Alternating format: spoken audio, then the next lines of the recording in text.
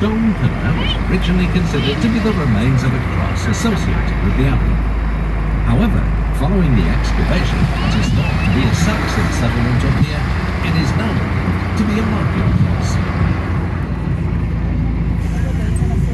Further along the coast, to our left, at Saltwick Bay, the hospital ship Brohilla struck rocks and sunk on the 30th of October 1914.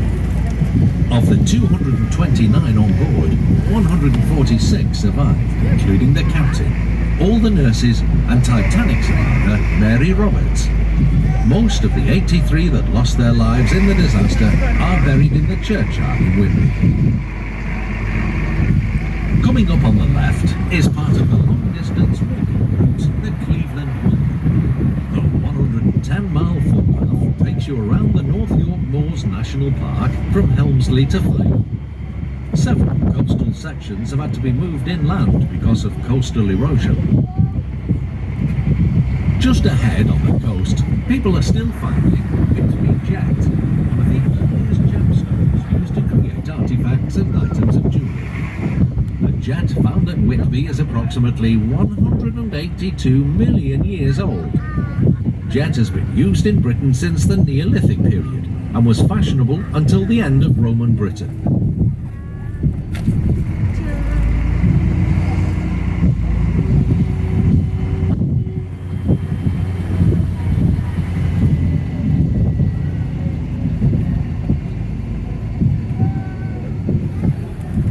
On the right, looking across to the west side of the town, stood Snow Church, belongs to St Hilda's Parish Church. It was built in 1884 from the designs of Mr. R. J. Johnson at a cost of £18,500 to accommodate the expanding population in the west side of town. On the left, we're approaching County and present, a reminder of Whitby's links with the Marine Abbey. Before he was actually born, he served his apprenticeship in Whitby, and his ships were built here. James Cook became one of the greatest surveyors, cartographers, navigators and explorers the world has ever known. In 3 voyages, Cook sailed thousands of miles across largely uncharted areas of the globe. He achieved the first recorded European contact with the eastern coastline of Australia and the Hawaiian Islands, and the first recorded circumnavigation of New Zealand.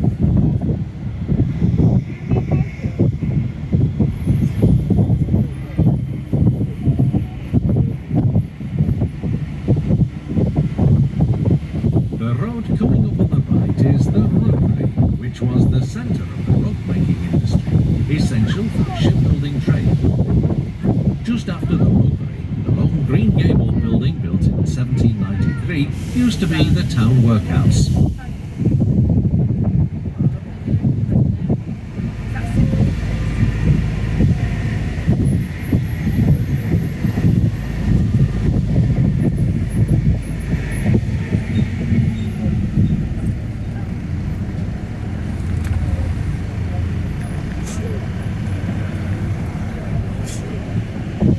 At the bottom of the hill to the right is Church Street, which dates from AD 1318. It was originally divided into sections called Highgate, Crossgate and Kirkgate, the latter being the cobbled area leading to the bottom of the 199 steps.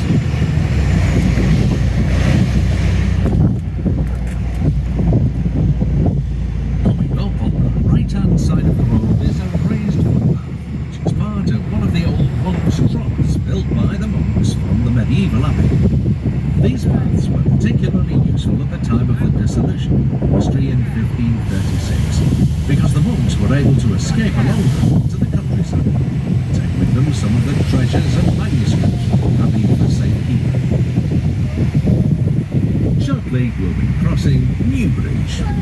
Built in 1980, it carries the A171 traffic past the town centre. We'll go at a slower pace, so please have your cameras at the ready for a great photo opportunity. To your left, you get a glimpse of the open countryside on the edge of the North Yorkshire Moors National Park.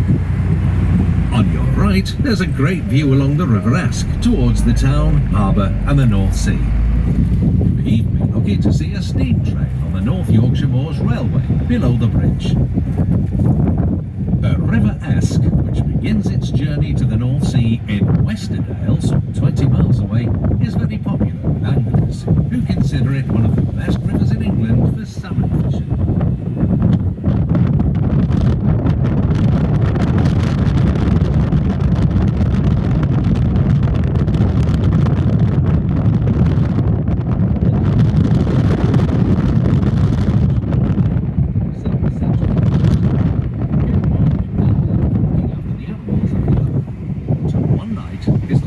Changed by a dream. His vision is said to have given him the inspiration to become the writer of the most beautiful poems, one of which, Kate Mohn's hymn, survives to this day.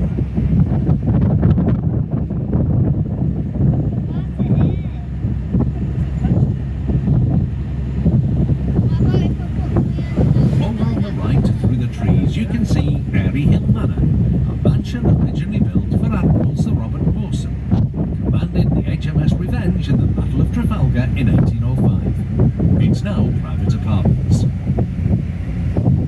On the left, a couple of miles along the A171 on the roundabout to Pickering, is an area known as Banniel Flats. There's a memorial to the first German plane brought down on English soil in World War II. The British Hurricane pilot who shot it down on the 3rd of February 1940 was Flight Lieutenant Peter Townsend, who later went on to become personal attendant to King George VI and Queen Elizabeth II, and dates Princess Margaret. We're now heading down, locally named Down Dinner Hill, so called because farmhands would come down here from the fields to have their lunch on the banks of the river.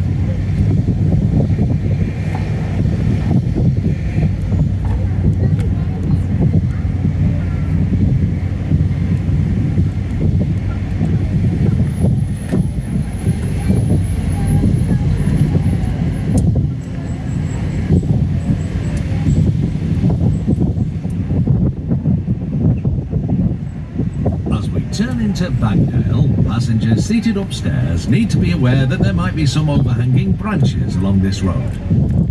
Bagdale was originally called Beckdale because of the beck or small river which ran this way. In fact, it still flows beneath the road.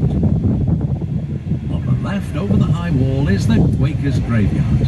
Consecrated in 1659, it contains the bones of many prominent men of Old Whitby.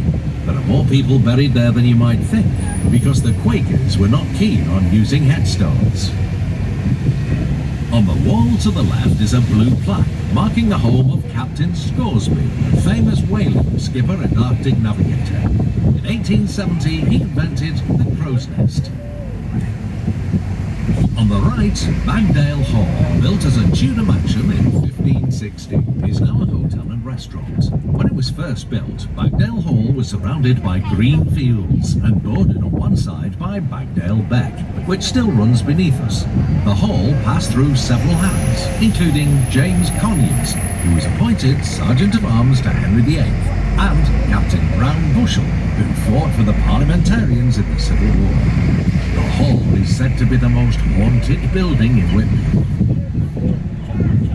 Ahead on the right, the letters LNER on the front of the station clock are a reminder of one of the old railway companies of the past, and now present, the London and North Eastern Railways. In the early days, the passengers nicknamed it the Late Never Early Railway.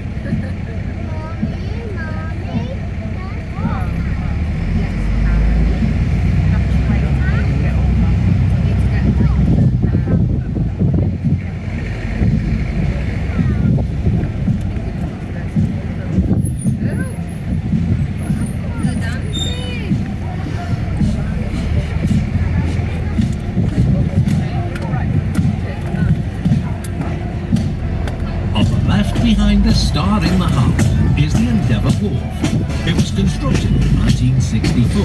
Cargo trade in timber, steel and other commodities from continental ports was an important harbour activity. Now it's a car park and home to the very impressive full-size replica of Captain Cook's ship, the HMS Bark Endeavour. There are only 2 replicas in the world. This one and one in Australia. Coming up on the left, across the car park, is a wooden sculpture of Tom building boat. It's in line because it is the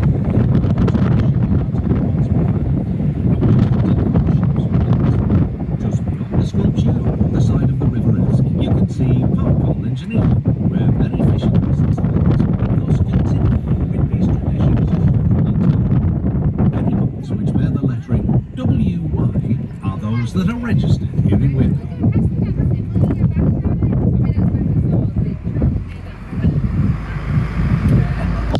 Across the railway tracks, the old engine shed, or Whitby Engine Stable, to give it its official title, was built in 1847. It's all that remains of a group of buildings serving the station, which consisted of signal boxes, turntable, goods sheds and carriage signs. The engine shed was extended in 1868 to accommodate more locomotives. Its fate has been uncertain for many years due to planning and access issues.